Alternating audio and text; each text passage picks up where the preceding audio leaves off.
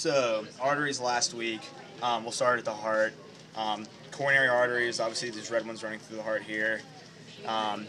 This large vessel coming off of the heart, this is the aorta.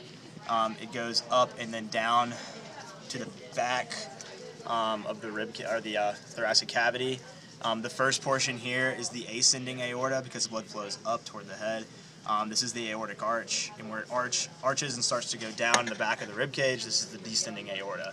The descending aorta actually goes all the way through the abdominal cavity, but most people refer to the descending aorta in the abdominal cavity as the abdominal aorta. Alright, so the first large branch off of the aorta is the brachiocephalic trunk, and this other small one that's just next to it is the left subclavian artery. We'll start with the brachiocephalic trunk because I think it's the most complicated. So the brachiocephalic trunk goes up and basically branches into three things. The first two branches are the common carotid arteries. So this would be the left common carotid artery here, and this is the right common carotid artery here. This next branch here, this is going to be the right subclavian, and this vessel that projects straight out from the cat's rib cage, this is the right internal mammary. If you keep going up the right subclavian, you're going to get to another kind of bundle of branches here. There's two branches that kind of go deep into the cat. The first is almost always the vertebral artery. So you can almost see how the internal mammary here basically transects into the vertebral artery on my cat. Sometimes it's a little bit lower. More often than not, it's going to be very, very close to where the internal mammary projects. Just up from the vertebral artery is this other projection that goes also deep into the cat. This is called the costocervical trunk. And if you look very, very closely, you can see why it's called trunk. There's actually a branch almost immediately after it branches off the right subclavian. Okay, so this is the costocervical trunk here, and then this one over here would be the right vertebral artery. All right, so moving on, if we go up from the costocervical trunk, this really thin vessel that's leading toward the head, it runs parallel with the right carotid artery, or common carotid artery. This is the thyrocervical trunk. The thyrocervical trunk runs up the side of the neck and then will branch into the transverse scapular artery. Okay, so it's the exact same mirror image on either side when it comes to the thyrocervical trunk. Okay, so after the thyrocervical trunk branch, this artery will then exit the rib cage, and as soon as it exits the rib cage, it becomes the axillary. So this will be the right axillary artery, and it will then branch again into the one that projects down into the scapula, which is the subscapular artery here, and then the other branch would be the brachial artery. So this would be the right brachial artery. So again, just to review real quickly, from the brachiocephalic trunk, it will branch into the left and right common carotids. Then this mammary will project straight out of the cat. Right behind the mammary and going into the cat is the vertebral. Just up from the vertebral going into the cat also is the costocervical trunk, because you can see this branch here. That's why it's called a trunk. The next branch, again, this is the thyrocervical trunk. It branches into the transverse scapular artery. This is the axillary where the right subclavian leaves the rib cage. It branches into the subclavian artery and then the brachial artery. So that's the right side of the thoracic. Okay, the other projection off the aorta, this is the left subclavian.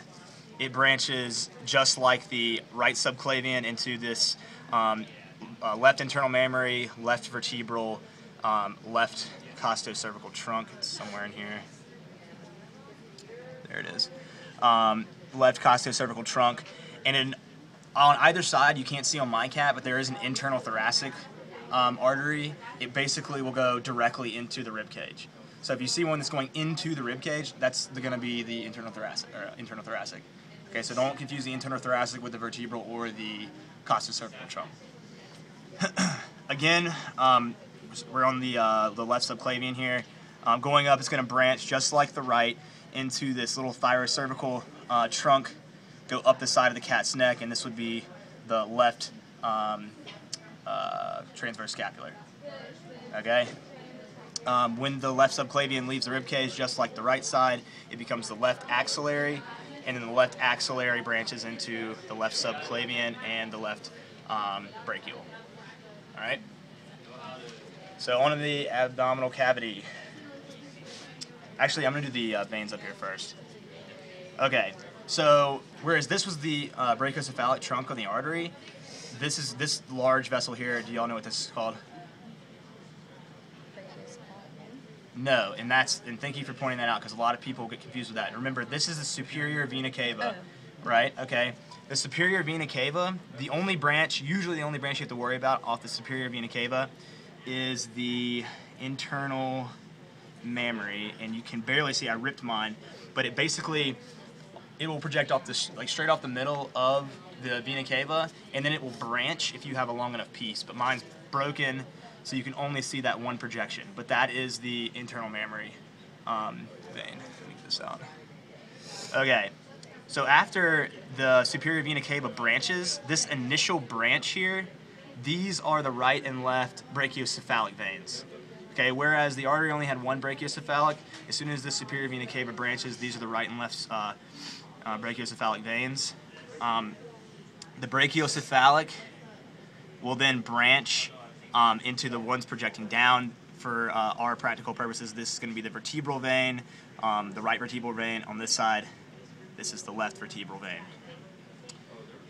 Let's see. Branching, so after this branch, or actually not quite there, the brachiocephalic trunk on either side, or each of these brachiocephalic trunks, will branch into this vertebral, like I just said, and it will branch into the external jugular veins, which are these really thick ones here. So this would be the right external jugular, this is the left external jugular. The brachiocephalic trunk will also branch into an internal jugular. Sometimes it'll branch off of the external jugular, but it usually branches off this brachiocephalic trunk. It's really, really, really small most of the time. You can actually see a tiny remnant of mine right here that I found up in the neck. More often than not, you're probably not going to be able to find yours. I'll try to find a better example of that later, but just know that there's a tiny vessel that runs parallel with the external jugular called the internal jugular, but it's on either side. It's on both sides. Okay, so after this branch, where this becomes this external jugular vein, actually I'm going to go to this side.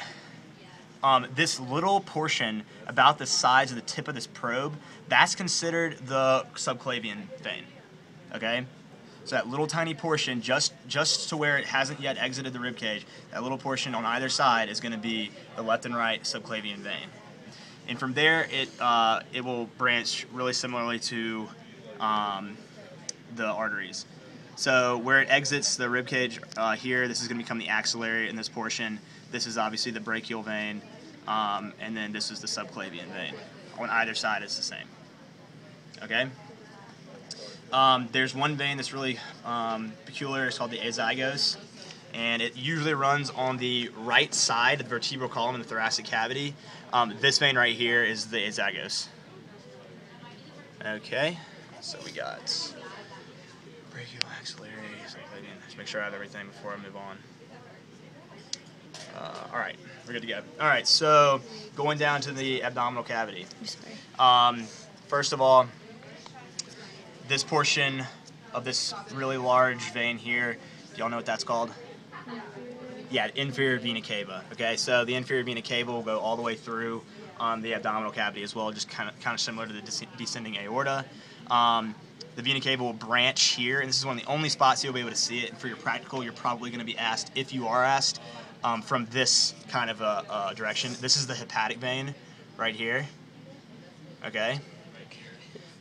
And going down further, there was one mistake the head TA made in explaining to us where this was last week. So before I move on, this is actually, we said that this was the adrenolumbar vein and artery, but this is actually, the adrenolumbar vein and artery are literally attached to the adrenal gland itself.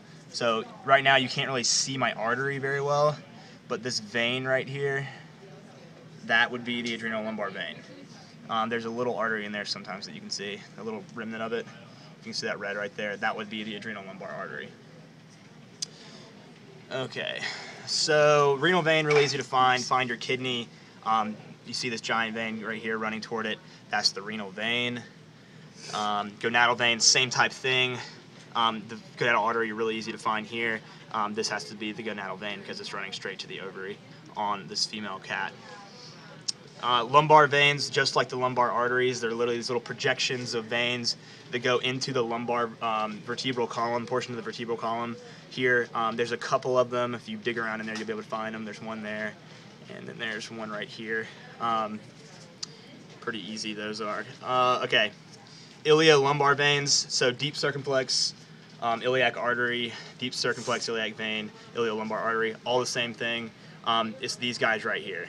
Okay, so this little butterfly-looking thing, if you move the colon out of the way, you can kind of see this butterfly-esque projection right here, coming on either side right here. So this, again, iliolumbar vein and artery. This will be the left ilio vein and artery. Iliolumbar vein and artery. You're good. Okay, common iliac vein. So from last week, this is the external iliac artery, and this is the internal iliac artery. The veins, they branch a little bit differently. There's one main